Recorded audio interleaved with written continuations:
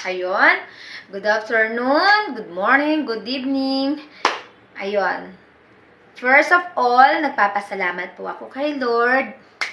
At nagpapasalamat din po ako sa iyo, Sir Jonathan. Ayun, ng Kabayan TV. Na tumulong po sa akin ng mabilis na aksyon, na mapadali yung kaso ko dun sa Riyadh. Dahil dun sa naipasa mo sa akin na refat, at saka dun sa mabilis talaga na pagtulong mo sa akin, Sir Jonathan. Talagang nagpapasalamat ako sa iyo sa lahat ng tinuro mo sa akin dun na huwag magpirma, yung mga ganon. At magtiwala lang ako sa inyo na wala akong babayaran na kahit na ano dun. Yun. Nagpapasalamat po talaga ako sa inyo ng marami, Sir Jonathan.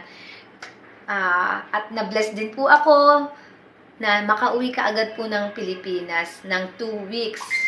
Kasi po yung mga kasabayan ko po doon is talagang may 3 months, may 2 months, may 1 month. Ayun po. Kaya po nagtaka po sila sa akin, bakit po daw mas nauna pa po ako sa kanila. Sabi ko, pray lang kay Lord. At saka nagpapasalamat talaga ako dun sa tumulong sa akin agad-agad. Nung nandun pa lang po ako sa bahay ng amo ko, ginawa niya na agad ako ng refat yun. So, malaking tulong po talaga sa akin yun, Sir Jonathan. Sobrang salamat po sa inyo. At sa Kabayan TV po, nagpapasalamat po ako sa inyo, Sir Jonathan ng Kabayan TV. Dahil nakilala ko po kayo ng after 2 days before me go ng bahay ng amo ko. Nag-respond kayo sa akin sa paghingi ko po ng number ng embassy. So, Sir Jonathan, sana po is marami pa po kayong matulungan. Gaya po nung nandun po ngayon yung kaibigan ko nga po na nasa Acom na. Ayun. Nawa po, mapauwi rin po siya ng mabilis kasi kawawa po talaga yung mga anak niya, asawa niya. Mahirap po talaga yung buhay nila, Sir Jonathan. As in, talaga pong gusto ko rin po na siya mapauwi na. Kaya lang wala naman po kaming power about dyan sa pagpapauwi. Dahil kami man po dun is dumaan sa pricing ng pag-uwi.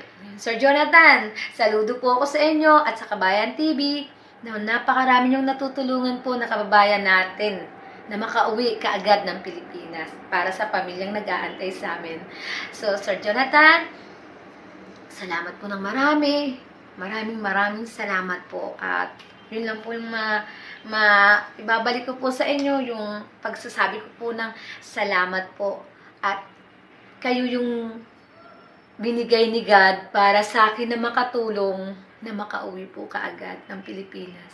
Salamat, Sir Jonathan. Thank you very much. At more blessing po sa inyo at ganun din po sa family po ninyo. Salamat po. Salamat, Sir Jonathan.